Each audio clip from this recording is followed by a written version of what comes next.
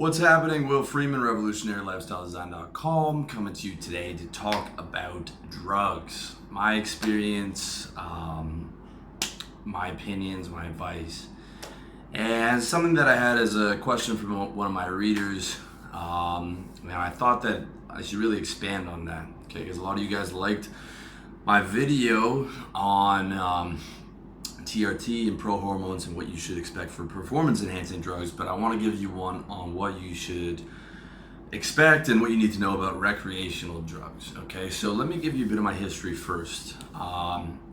Basically in high school, I drank a little bit, I smoked weed a bit, but I was never heavy into anything. When I got to university, I became a complete pothead because I had no mission, I had no motivation, I had nothing going on, and the guy who delivered our pitas asked us on a whim if we wanted some weed. And from that day forward, we started ordering that shit, every other day. And I was spending as much money on weed as I was on food. And you can see that at 19 and 20, my priorities were fucked up. And weed became a big problem for me. It was fun at first, but I started to get paranoid. It killed my motivation. I was getting a cough, and I was getting sick every couple months, and it just wasn't working very well. I came back to Toronto from Montreal, and I became a trader, and we were drinking like crazy as traders. We would get off at 3:30 in the afternoon. Some days we make like $4 or $5 grand and go to the bar and drop $200 like it's nothing. And we were drinking 5 days a week at least. And I was smoking. I was still smoking cigarettes, so I was smoking like almost a pack a day. It was not a good place. But the alcohol's never been a real big problem for me. So, but the cigarettes were huge, and I would try and quit smoking. I would quit for like a week, and then I would have a few drinks, and then I'd be smoking again. So I realized that I had to quit both of them. And I actually quit watching a bootlegged copy of RSD's The Blueprint back when Tyler was fat and had long hair. And I pirated it, sorry to those guys. And it wasn't that there was anything specific about it. He was just pimping positivity. He was just hammering positivity. And by the end of that, I was just like, I gotta get this shit together. And so from 23 to 30, I didn't have a cigarette, I didn't have a sip of alcohol, and no weed, nothing. 30, my birthday comes around, I have a few drinks, and then I said, you know what, I can have a few drinks every week, and it's not a problem. And then I started to experiment with stuff like Phenibut, which I found through Good Looking Loser, who has a good website for guys, and Kratom, which I also found through him, and different compounds that I found through myself. There's another good site called pillscout.com who's got a lot of good reviews on stuff. And so I started to play around with different compounds, and not particularly to get high, but just to see if I can increase my productivity and I can increase my well-being and stuff like that. And so here are the things that I've experienced with drugs. And the first thing I would say is that if you can be consistently happy without drugs, and I'm talking about even without caffeine, that's the ideal, okay? If you are consistently happy, you have consistent energy, you're healthy, and you can do it without drugs, that is the absolute ideal. I would recommend complete drug-free lifestyle. If that is available to you, if it's possible for you, and if you're a relatively happy guy, I wouldn't recommend fucking with drugs. Just like if you're already a relatively big guy and you put on muscle quickly, I wouldn't recommend fucking with the steroids, okay? Like if you can get a lot of benefits naturally, I wouldn't touch anything, including caffeine. In fact, caffeine is probably the most addictive drug that there is, or at least next to nicotine. Caffeine I've been using for the last 7 years every day, and I'm 100% addicted to it. So I would avoid any drug if at all possible if you have a lot of energy and you are a positive type of guy. The next thing I would say is avoid like the hardcore drugs like the plague, especially dopamine agonist. By dopamine agonist, I mean stuff like cocaine, stuff like nicotine, stuff like Adderall, the type of drugs that get you fired up. The dopamine drugs are the most addictive drugs in the world. Crack cocaine is another one, because you can take Phenibut and be good for the whole day. All right, you can have a couple beers and cruise through the night, but the dopamine drug, when that dopamine high wears off even a little bit, you're gonna want that next hit. That's why guys do a bump of coke and then another bump 10 minutes later and have another cigarette 10 minutes later, or they're doing the crack cocaine and just another hit, okay? So if you're gonna avoid any type of drug, avoid the dopamine agonist. I've never done cocaine because I knew that the way I was with cigarettes, which was, a dopamine agonist, I knew that cocaine would have been a fucking nightmare for me. And I worked in finance, I was trading, and cocaine is big in that scene, okay? If you don't know already, a lot of guys in finance are on Adderall or cocaine, either to get through the day or deal with the stress, or just because they're so stressed, you want to party hard at night and have some fun. And I've seen a lot of guys go down on coke, and it's super expensive and super addictive and will fuck up your life. And I would just say avoid cocaine like the plague. Adderall, all the dopamine agonists, avoid like the plague. All right. The other drugs you want to avoid are the real hardcore ones. Heroin, obviously. Crack cocaine, obviously. LSD, okay? I had one of my readers asking me about LSD. LSD was synthesized by CIA for their MK Ultra operation to see how they can mold soldiers and mold people to do what they want, all right? This was not the hippie, peaceful drug that people think it is. This is a serious drug where people get flashbacks 10 years later. You're not allowed to be a pilot if you've done LSD. And even in microdosing like an LSD analog, I knew a couple guys who were doing that. I would still avoid it. Yes, you might be able to get some experiences out of it, and you might be able to tap into a different level of consciousness, but there are, I think, more safer drugs to be able to do that.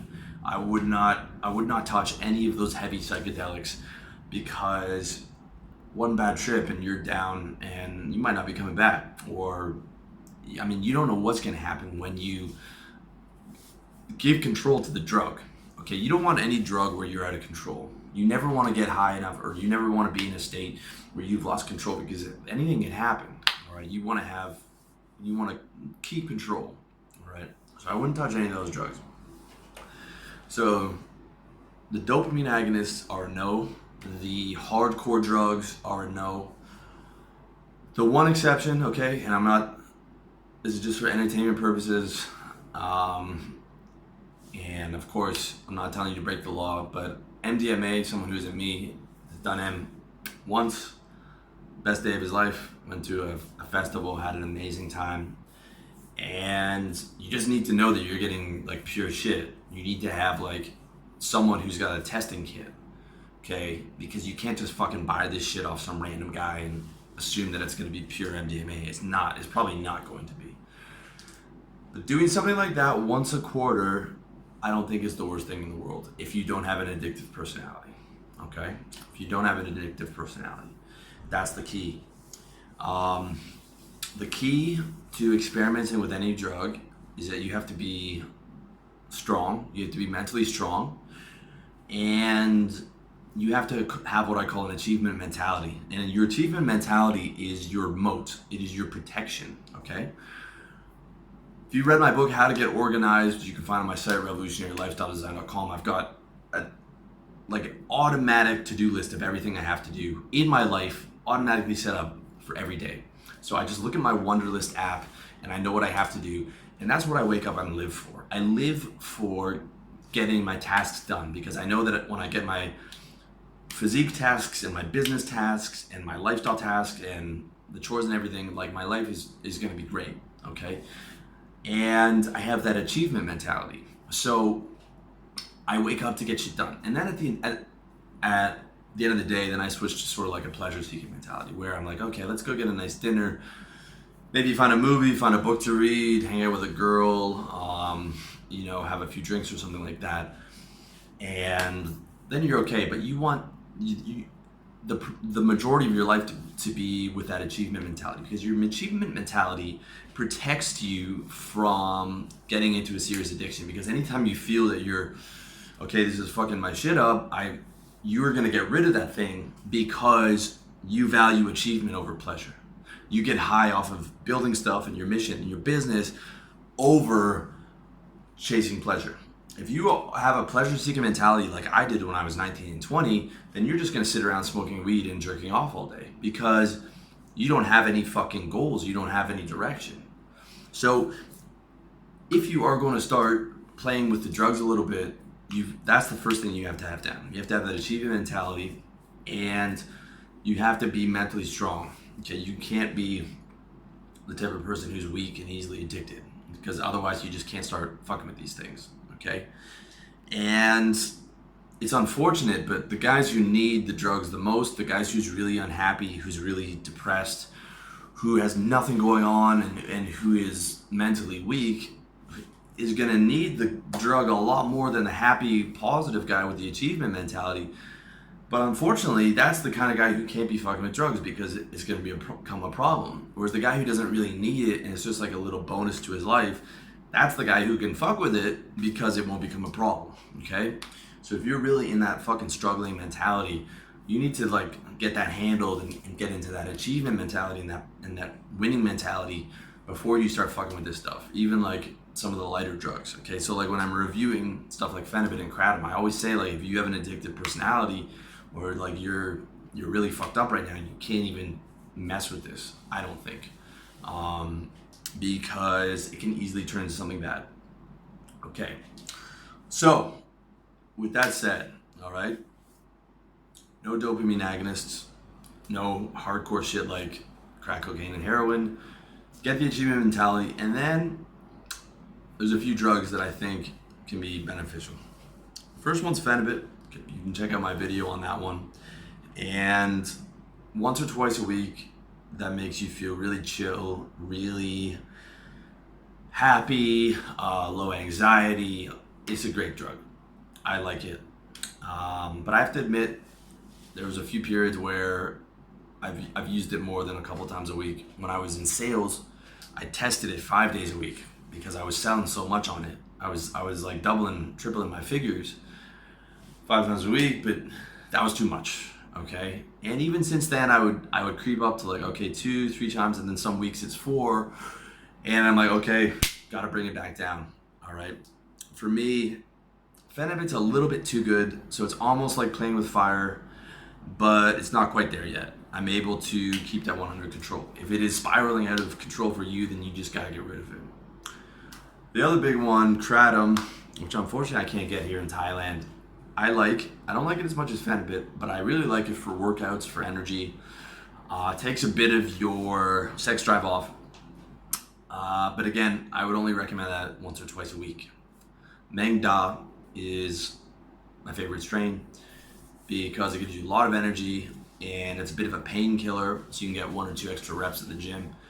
And if you look at Good Looking Loser, they're all about Kratom over there, and he's got a site, happyhippoherbals.com, which is good.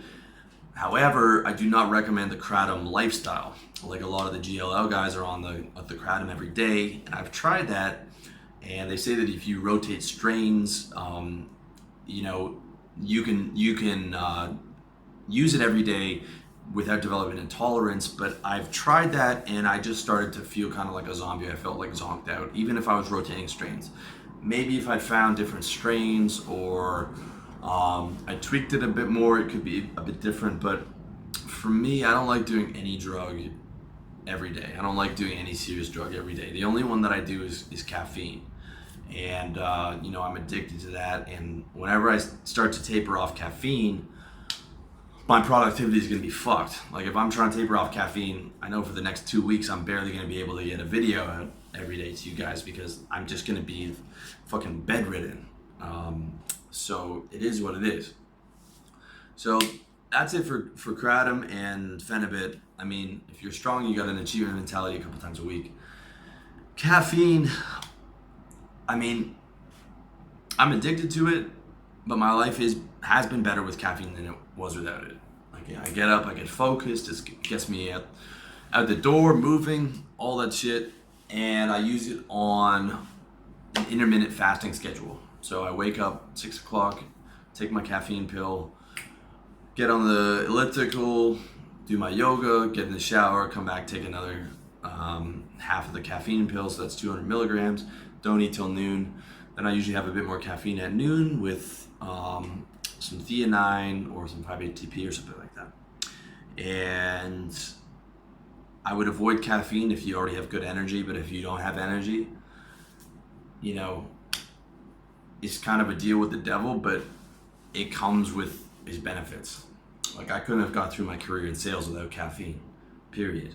I just didn't, I just don't have the natural energy. Even when I'm eating healthy and getting up early, I'm just not naturally super high energy.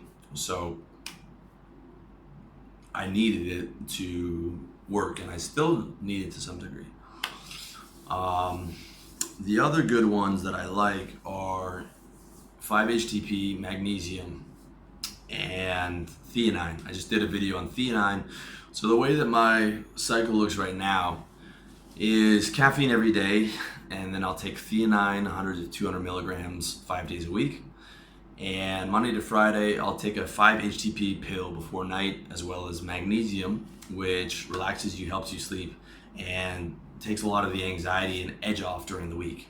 Knocks your energy down like 10 to 15%, but it's still really good. And then on the weekend, I'll dip into some Phenibut. If I was able to get kratom in Thailand, then I would do kratom probably 2 days a week. So I would have the same schedule, the same drug schedule, but Phenibut 2 days a week, kratom 2 days a week. Okay, now that's a lot of drugs, but to me, it's lifestyle optimization. And if you're, like I said, if you're a naturally really happy guy, then God bless you. But for me, regular life is a little bit fucking boring, especially because my whole last 6-7 years has just been about building businesses. Okay, I had my online magazine, I had that failed. Other online magazine that failed. So I'm working a job, then I'm doing my online magazine, then I'm doing a tech business, and I'm doing RLD, and I'm doing an Amazon FBA, and you know, I push myself really hard. So, you know, a lot of the time, having something that makes me feel a bit better and feel a bit more productive is really helpful, at least till I get to a point where I can stop doing so much work. And the other thing that you have to take into account is that pretty much everyone has a vice, okay? And you want your vice to be not as non-damaging as possible. I don't believe that you can go without a vice. If you look at my man Caleb Jones, he's got a blog called Black Dragon Blog, and I love his blog. And he's very anti-drug. He doesn't do any drugs, including caffeine. But he's a sex addict, and he's got a bit overweight, and he's, you know, he mentions he's got a problem with junk food and stuff. And that was my experience too. When I was like 23 to 30 and I wasn't doing anything, no alcohol, no drugs or whatever, I was chasing down girls like crazy. Okay, that was my heaviest player period, because I'm working a sales job that I fucking hate, and I'm thinking like the only thing I have to look forward to is like a nice dinner, and maybe I can get a new girl to come over. So my diet was not great in those periods. It was like, oh, okay, let me get through this day in sales and I'll have that pizza and that girl. And so it was like, I quit the alcohol and cigarettes and all the drugs, but it was still going somewhere else. Okay, and the junk food is, to me, is almost as bad as the drugs, if not more bad, if you're eating it consistently. And the way that I was having girls, one after the other, 3 or 4 girls a week, you know, where I'm exhausted, I'm ejaculating all the time, and I'm putting so much effort into just like this rotating string of girls that I don't really care about, was also not particularly a healthy way to live, I don't think. So you have to keep that in mind, all right? I don't think that anyone can live without some type of advice or some type of thing that you do for enjoyment, especially if you're pushing yourself hard. So you need to look at it from like a realistic perspective, all right? Like a lot of the guys I worked with in sales would go home and smoke weed almost every night. And they would come in like, man, I gotta quit weed. I was like, why? Oh, well, my wife doesn't like me doing it. I was like, well, you work a super high pressure job, okay? That some of that stress release has to go somewhere. And smoking a bit of weed, I don't think it's the worst thing in the world, okay? Because I'm like, okay, if you quit weed, what's gonna happen? You're gonna start drinking more. If you quit that too, where is that gonna go? Where is that? Obviously, you need something extra. Where is that gonna go where it's gonna be positive? So that's the thing that you have to understand is like, if you're gonna be quitting something, where is that going to go? What's going to get you that same relief? And, how do you go about doing that? So to me, I think instead of trying to pretend like you're perfect and you're not going to have any vices, you just try and pick the vices that are least harmful to you, okay? So if that means that you want to have a couple beers on Friday and you want to smoke weed at night a few times and you want to do kratom or phenibut a few times a week, as long as it's not a problem, I think it's perfectly okay. The only thing I would say is be careful with the weed, because the weed, in my experience, is anxiety city, paranoia city. I can't even smoke weed. I can't smoke weed at all now because I smoked too much in university and I get paranoid. If you're gonna smoke the weed, I would try and stick with the strains that have higher CBD, the cannabinoids, which is like the body buzz, because the high THC strains are the ones that are gonna jack up your anxiety, and they're also gonna, might gateway you into other things like smoking a cigarette or having too many beers or whatever. For the alcohol, Friday, Saturday night with your boys where you have 2 or 3 beers a night, I think is perfectly all right. If you've earned it for that week, perfectly acceptable. As long as alcohol is not a problem for you. Even a beer or 2 at night is not the worst thing in the world. Or if you can, switch that to a glass of red wine. A glass of red wine once or twice, 1 or 2 glasses of red wine at night is actually healthy for you. It's healthy for your heart. And so that I don't think is a problem. But the drugs that you take during the day should be the ones that sort of enhance your performance, and then at night you can do a bit more of the recreational stuff like the alcohol and the weed. But as far as the drugs go, I think alcohol in moderation, weed in moderation if it doesn't make you paranoid, phenibut, kratom in moderation are all good to go. Ideally, you don't have to do any, and you can just be super happy and satisfied with everything. However, if something's lacking in your life and you want an extra type of reward and it's something that you can have in control, I don't think it's a bad thing, okay? But you just got to make sure that you have like the least harmful vice.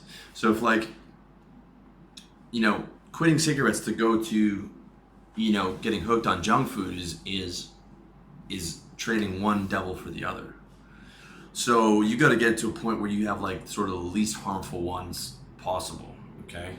You don't want to just trade one bad habit for the other. You want to, be able to manage things where, it's not a question of developing really bad habits, okay? Anything where you feel like, oh man, I'm playing with fire or something, you probably should get rid of, or at least try to, okay? Because with drugs and stuff, it can be a slippery slope, but you just gotta stay on top of your game and remember that you don't have to be perfect, I don't think. And I think everyone has some type of a vice. But you just gotta make sure that you're doing a less harmful vice, all right? So, in summary, okay? The guy who's the most fucked up, who needs the drugs the most, cannot do the drugs, okay, at all. Because it's going to be an addictive thing for you. If you've had addictions in the past where you had to go to rehab and stuff, cannot do the drugs. Period. Sorry. Dopamine agonist, cocaine, Adderall, stuff like that, cannot do. Hardcore shit, LSD, heroin, crack cocaine, meth, no. Stuff like ayahuasca and peyote, if you're around like a spiritual teacher, it's like a trip and you've got someone and you want to do that like a couple times a year, that's not a big deal. Okay? The alcohol, a couple times a week in moderation, weed maybe a couple times a week in moderation if it doesn't make you paranoid, and phenibut and kratom a few times in moderation, I think are okay. As long as it's not a problem. If it's becoming a problem, you gotta get rid of it. I'm not, and don't think that I'm giving you permission to do drugs here.